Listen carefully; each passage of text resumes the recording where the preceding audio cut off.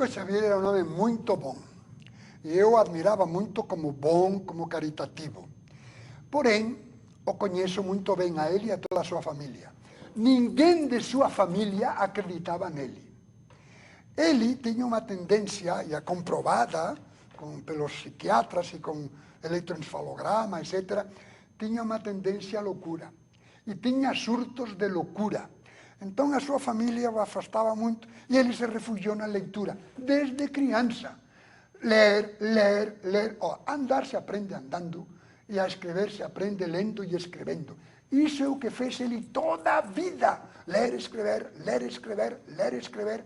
Já de jovencinho, até compunha algumas poesias e tal, mas não pensava que eram os mortos, claro. Sabia que era ele. Mas pouco a pouco, essa habilidade de escrever, que o seu sobrinho, Amaury Pena, era melhor do que ele. E com ele, lendo e escrevendo, Chico Xavier e a campanha que dos alrededores que exploraban ao bom Chico Xavier, homem bom, honesto, e disseram que Amaury Pena ia ser o sucessor de Chico Xavier. E Chico Xavier também queria, mas Amaury Pena sabia para a psicologia. E em Uberaba e em Uberlândia publicou nos jornais que não tinha nada a ver com os espíritos dos mortos, sino que era o que ele treinava, e treinava, e treinava, lendo e escrevendo.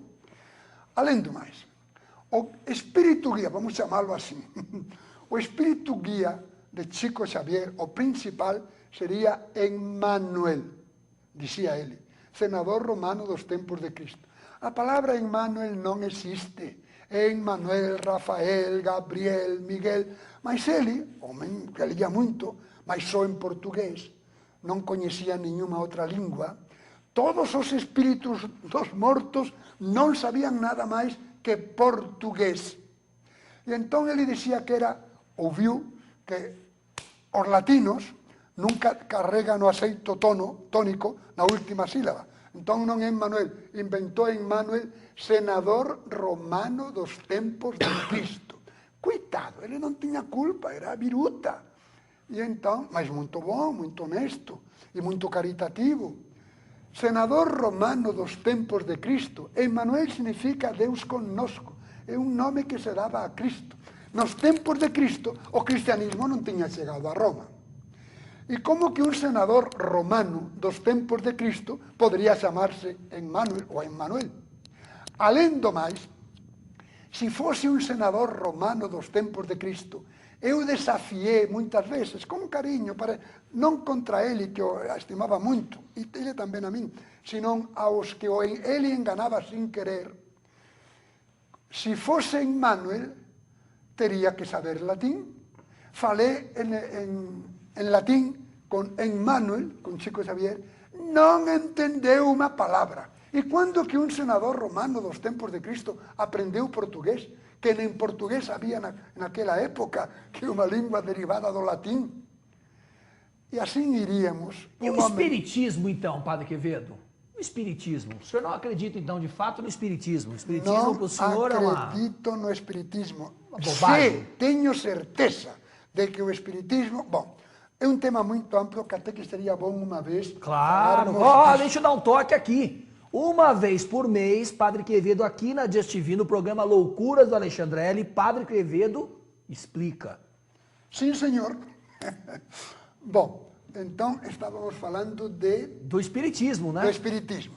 O espiritismo foi fundado por Allan Kardec. Hippolyte Léon Denisard Rivel, ele se disfarçou de Allan Kardec porque dizia que ele tinha sido um monge druida. E claro, então por que não falava no druismo, na língua dos druidas? Se tem descoberto en Stonehenge, por exemplo, construções dos antigos druidas, dos monges druidas daquela época. Mas os cientistas têm dúvidas, perguntavam a Allan Kardec, druida, não entendia nada, não resolvia nada, mas Allan Kardec pertencia a uma seita maçônica que não existe mais, que se chamava Hermetic Brotherhood of Luxor. uma seita maçônica para combater o catolicismo. Isto é o que Allan Kardec, ele não disse nunca que tivesse revelações dos espíritos, não. Ele pegava os dos outros, especialmente Camilo Flammarion, que era seu médium. Depois Camilo Flammarion reconheceu que tudo era falso, que não eram os espíritos dos mortos, e ele recolhia de Camilo Flammarion, de Eleonora Piper, de grandes psíquicos que quase todos depois rejeitaram o espiritismo, e estudando e sendo estudadas, e ele não recebia nada. Ele foi o codificador muito inteligente. Pegava o que lhe interessava, excluía o outro. Aí nasceu o espiritismo. E depois Chico Xavier e Eusápia Paladino, que também abandonou o espiritismo, não tinha faculdades parapsicológicas, não sabia explicar e pensava que era naquele ambiente de tanto espiritismo que eram os espíritos dos mortos. Eusápia Paladino, Daniel Douglas Home, o maior psíquico, isto é dizer, o maior manifestante de toda clase de fenómenos parapsicológicos. Espiritismo, espiritismo, espiritismo. Mas reconheceu que não, que eram faculdades deles, e se retractou. Tanto Eusápia Paladino, como Daniel Douglas Home, como os melhores, foram estudaram, lançaram o espiritismo com uma solene errada, bobagem, e se fizeram católicos e praticaram o catolicismo, católicos praticantes até a morte. A porta. Então, Padre Quevedo, eu fico perguntando o seguinte, tem tanta gente que acredita nessas coisas, né? Por que a razão é tão difícil de entrar na cachola dessa turma, hein? Quevedo, boa tarde, Padre Quevedo.